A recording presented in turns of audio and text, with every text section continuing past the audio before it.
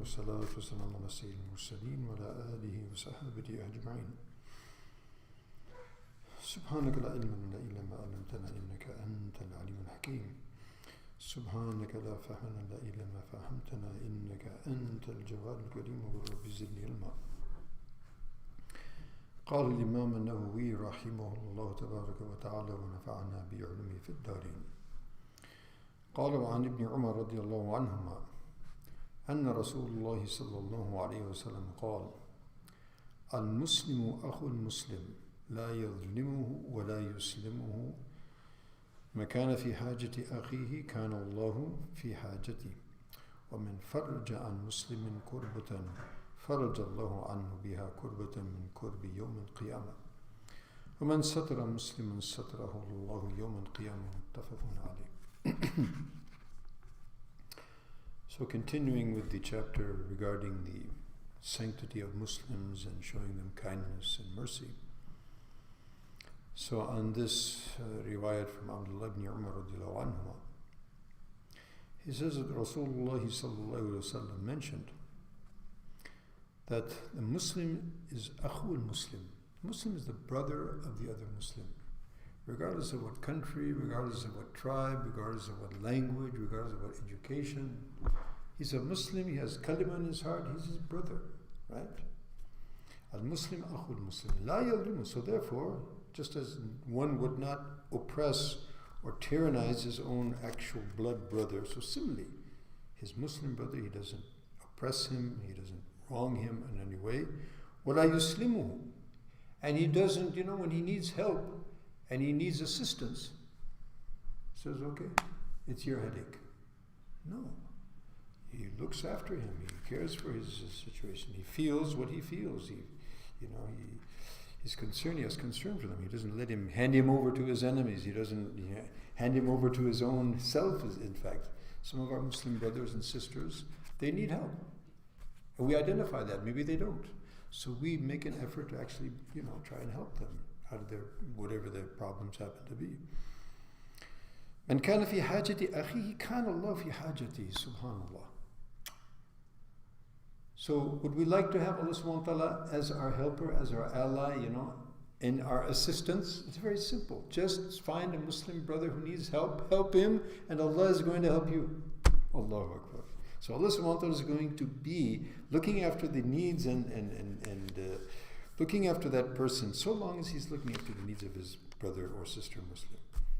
When فرج عن مسلم كربة فرج الله عنه بها كربة من كرب يوم القيامة. And if someone will actually remove some difficulty or problem or calamity, from some Muslim suffering and something, whatever that might be, so Allah subhanahu wa ta'ala is going to remove from in the path of this individual from the problems of the Day of Judgment. And what kind of problems are going to be faced over there, subhanAllah. So may Allah subhanahu wa ta'ala give us tawfiq and understand that. And this is very critical. وَمَنْ سَتَرَ مُسْلِمًا سَتَرَهُ اللَّهُ يَوْمَ الْقِيَامَةِ. Allahu Akbar. And who covers the faults of another Muslim, Allah subhanahu wa ta'ala will cover his faults on the Day of Judgment. And this is something we really need to focus on, because, when we're sitting around and talking, generally what happens, oh, about so-and-so, and he did this, and he said that, So suppose Allah subhanahu wa ta'ala on the Day of Judgment, he says, my slave so-and-so, he's this, then what? Right? However, if a person will consciously, try and conceal the faults of it.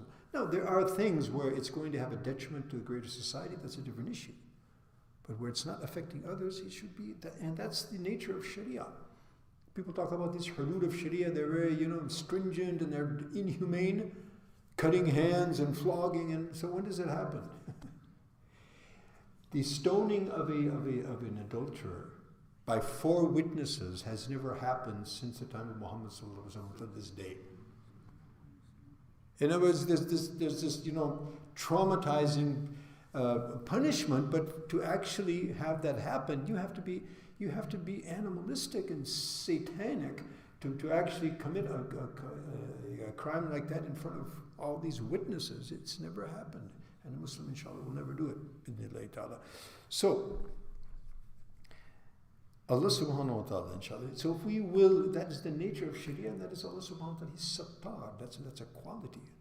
So rather than, looking after the faults of others and exposing the faults of others, and it's also mentioned in hadith, those who look to expose the faults of others, then Allah subhanahu wa ta'ala will expose their faults until in their own house, in their own place, they'll be disgraced. So may Allah subhanahu wa ta'ala give us, tawfiq. And we talked a lot about that. We talked about the afat of lisan, the problems of the tongue. So may Allah subhanahu wa ta'ala give us tawfiq to understand the sanctity of Muslims and be in their assistance and help them and cover up their faults.